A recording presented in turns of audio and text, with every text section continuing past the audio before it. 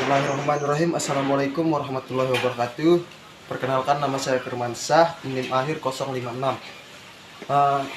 Dalam video ini saya akan menjelaskan submateri untuk memenuhi tugas mata kuliah, yaitu hukum pidana dan kriminologi. Baik, untuk mempersingkat waktu, di sini ada 8 submateri yang bakal saya jelaskan, di mana yang materi pertama itu mengenai hukum pidana. Hukum pidana ini adalah hukum yang mengatur tentang pelanggaran dan suatu kejahatan yang ada di dalam masyarakat. Kemudian itu fungsi hukum pidana. Fungsi hukum pidana ini dapat kita lihat dari sumbernya, yang dimana dalam sumbernya ini terdapat dua, yaitu hukum secara umum dan secara khusus. Secara umum ini yaitu hukum yang mengatur hidup dalam bermasyarakat atau penyelenggaraan tata dalam bermasyarakat. Nah, sedangkan secara khusus ini yaitu melindungi suatu kepentingan hukum terhadap suatu perbuatan-perbuatan yang melanggar aturan, yang kemudian diberikan sanksi diberikan sanksi dengan telah ditetapkan dalam Undang-Undang Dasar. Selanjutnya yaitu sifat dari hukum pidana. Sifat hukum pidana ini kan itu publik. Nah, selanjutnya yaitu jenis-jenis hukum pidana. Jenis-jenis hukum pidana ini terdapat dari bentuk, isi, dan sumber. Dari bentuknya itu yaitu hukum tertulis dan hukum tidak tertulis. Hukum tertulis ini yaitu hukum yang sudah tercantum dalam undang-undang. Sedangkan hukum yang tidak tertulis ini yaitu masih hidup di dalam masyarakat dengan sifatnya kepercayaan atau keyakinan seperti hukum adat. Selanjutnya itu berdasarkan dari isinya. Dari isinya itu hukum pidana material dan hukum pidana formil. Hukum pidana material ini yaitu hukum yang berupa norma hukum pada yang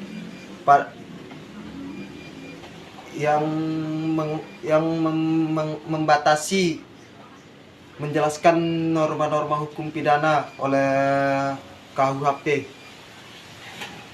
Ya. Selanjutnya itu hukum pidana formil. Hukum pidana formil ini yaitu hukum yang menjadi pedoman besar seperti penegak hukum untuk melaksanakan ketentuan hukum pidana material. Nah, baik, selanjutnya itu berdasarkan sumbernya. Berdasarkan sumbernya ini terdapat dua, yaitu secara umum dan secara khusus. Secara umum ini yaitu hukum pidana yang mengatur bagi setiap penduduk atau keberadaan terhadap seluruh masyarakat Indonesia. Nah, sedangkan pidana khusus ini hukum pidana yang berlaku khusus untuk orang-orang tertentu seperti tindak pidana korupsi, pencurian uang, dan lain-lain. Selanjutnya itu lembaga penegak hukum pidana. Lembaga penegak hukum pidana itu dapat kita lihat dari sekitar, yaitu seperti kejaksaan, seperti kepolisian, lapas, kemudian hakim, dan lain sebagainya. Selanjutnya submateri kedua. Submateri kedua ini yaitu membahas mengenai kriminologi. Seperti yang saya ketahui, kriminologi itu yaitu suatu ilmu yang mempelajari tentang kejahatan dan suatu tindakan kriminal, yang dimana tujuan kriminologi ini untuk memberikan pengetahuan kepada orang lain mengenai apa sih sebab orang tersebut melakukan suatu kejahatan. Nah, kemudian manfaat yang dimiliki kriminologi ini yaitu untuk membantu pemerintah dan hukum untuk mengungkap suatu kejahatan, kemudian membantu untuk meminimalisasikan dalam peraturan perundang-undangan. Selanjutnya submateri ketiga. Submateri ketiga ini membahas mengenai hubungan hukum pidana dan kriminologi.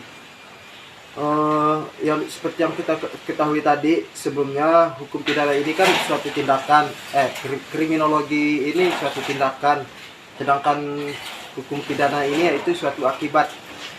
Jadi kriminologi adalah tindakan atau tindakan kejahatan yang dilakukan oleh seseorang dalam akibat adanya sanksi dengan diberikan kepada seseorang yang melakukan tindakan kejahatan tersebut. Selanjutnya yaitu submateri keempat, yaitu mengenai asas hukum pidana. Sebelumnya asas hukum pidana yaitu dasar yang terdapat dalam hukum konkret maupun di luar hukum konkret, yang dimana terdapat dalam sistem yang ada dalam peraturan perundang-undangan dan keputusan hakim. Kemudian asas-asas hukum pidana yang terdapat di Indonesia yaitu asas legalitas. Asas legalitas yaitu tidak ada suatu perbuatan yang dapat dipidana kecuali kekuatan ajaran pidana dalam peraturan perundang-undangan yang sudah ada. Kemudian asas tiada pidana yaitu tanpa kesalahan yang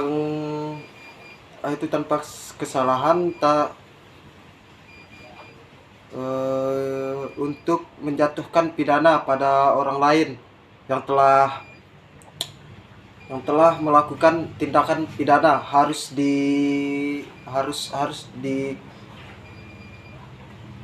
dilakukan bila mana ada unsur kesalahan pada diri orang tersebut. Kemudian asas teritorial yaitu asas ketentuan hukum pidana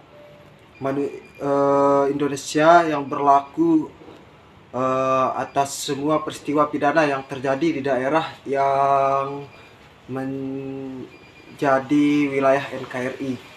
Kemudian asas nasionalisme, asas nasionalisme aktif yaitu ketentuan hukum pidana yang berlaku bagi semua warga negara Indonesia dengan melakukan tindakan pidana di Indonesia yang berada di pasal 5 KUHP. Selanjutnya asas nasionalitas pasif yaitu kepentingan hukum pidana berlaku bagi semua tindak pidana yang merugikan kepentingan negara. Selanjutnya itu mengimplementasi asas hukum pidana dalam KUHP. Dalam Undang-Undang Hukum Pidana, asal teritorialitas ini terimplementasikan dalam pasal 2 dan pasal 3 KUHP. Di dalam pasal 2 itu menyatakan ketentuan pidana dalam Undang-Undang Indonesia berlaku terhadap orang-orang yang ada di wilayah Indonesia yang melakukan tindakan pidana. Kemudian di dalam pasal 3 ini menyebutkan ketentuan pidana dalam Undang-Undang Indonesia berlaku bagi setiap orang yang ada di luar wilayah Indonesia maupun di dalam Indonesia yang melakukan yang berada di luar Indonesia yang melakukan tindak pidana. Selanjutnya submateri kelima. Dalam submateri kelima ini membahas tentang sebab akibat. Sebab akibat itu memiliki makna adanya kelakuan yang mengakibatkan suatu tindak pidana karena adanya suatu niat dari orang yang melakukan. Nah, kemudian tujuan dari sebab akibat ini untuk menentukan hubungan antara sebab akibat yang berarti menentukan ada atau tidak adanya tindakan pidana. Nah, kemudian untuk menempatkan pertanggungjawaban pada seseorang atas suatu akibat tertentu yang berupa suatu tindakan pidana. Selanjutnya itu submateri ke-6, yang dimana submateri ke-6 ini membahas suatu perbuatan pidana. Menurut ahli Bambang Purnomo, perbuatan pidana sebagai perbuatan yang dilarang oleh suatu aturan hukum, di mana disertai ancaman berupa pidana tertentu bagi seorang yang melanggar larangan tersebut. Selanjutnya itu unsur-unsur perbuatan pidana. Unsur-unsur perbuatan pidana ini terdapat dua, yaitu unsur objektif dan unsur subjektif. Dalam unsur subjektif ini terdapat kesengajaan, niat, kemudian maksud. Kemudian di dalam unsur perbuatan pidana objektif, yaitu unsur perbuatan atau kelakuan manusia, unsur yang menjadi syarat mutlak dari etika, unsur kelakuan hukum, unsur yang melakukan hukum, yang membenarkan hukum, dan unsur lain yang melakukan sifat tindak pidana. Submateri 7 yaitu pengertian percobaan dalam hukum pidana adalah pelaksanaan yang dalam melakukan kejahatan yang telah dimulai tetapi tidak selesai, ataupun suatu kehendak untuk melakukan suatu kejahatan tertentu dengan telah menunjukkan di dalam suatu permulaan pelaksanaannya. Selanjutnya submateri yang terakhir, yang dimana submateri yang terakhir ini membahas mengenai hukuman.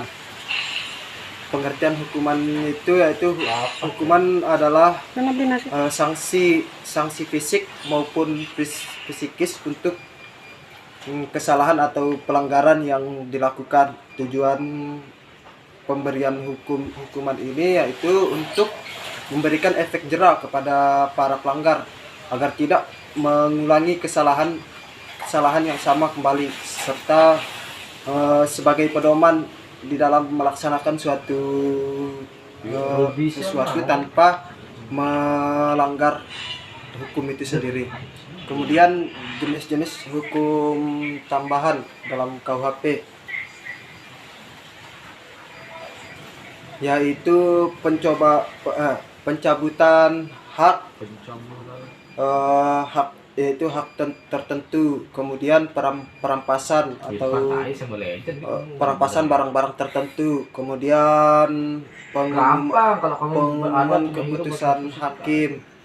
Sekian dari video kali ini, semoga bermanfaat. Apabila ada kesalahan mohon dimaafkan. Sekian dari saya, wabillahi taufiq wal hidayah. Wassalamualaikum warahmatullahi wabarakatuh.